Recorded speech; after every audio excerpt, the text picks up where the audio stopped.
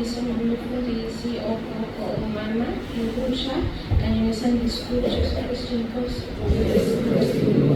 Bazalwane, umphando wenu usiphumelele abansindane ngisuka e-Pietermaritzburg. Ngithe angisukuye nami ngizofaka ngaphamisa amandla kaNkulunkulu empilweni yami bazalwane. Last year bengenza matric ngaphasa kahle. Ngifunda e-University of Pretoria njengamanje.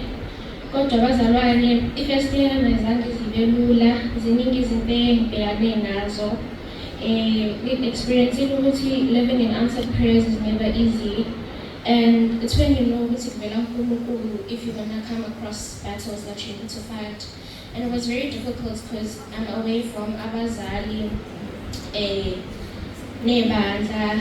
It's basically like I'm there alone, but not really alone because uNkulunkulu ukhona. So bazalwane, into engilethela ukuthi I think it's 2 weeks back, a week before ngiphindele ekhaya, e-race I was sexually harassed. Bengumfana nje phakathi e-race obezama ukubeza ngokocansi. Bazalwane, uNkulunkulu ukuthi ngikwazile ukuphunyuka, uzame kathathu akazange zaphumelele. And bazalwane, sonke siyazi ukuthi when you find yourself in that situation, it's not easy to go out, like, but ngamandla kaNkulunkulu ngasizakala. Ngasizona ukuthi uma besemkhosini wa-5 days engazi naye ukuthi why ewuyekile, but bekunento ethi akakhulekele mina. Ngawo lo mkhosi wakhe ngasizakala.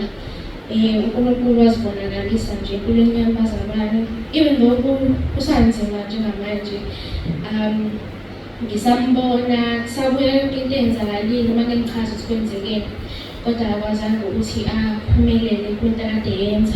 Yena ubeyihlelile bazalwane, utshele ngisho umngani wakhe ukuthi into afuna ukuyenza lena kumina. Ngikwazile bazalwane ukuthi ngisinde. Ngicela nje ngokuxwayisa ulusha ukuthi as much as God emphasizes love and unity, not everyone has good intentions. The people we think are our brothers can actually be very dangerous, and it's the people we should stay safe from. Ngiyabonga bazalwane, ngicela siphepheni sonke. Akukho lula futhi akukho mnandi, kepha sibonga ukuthi uNkulunkulu ukhona empilweni zethu. Ngiyabonga Jesu Kristu Inkosi.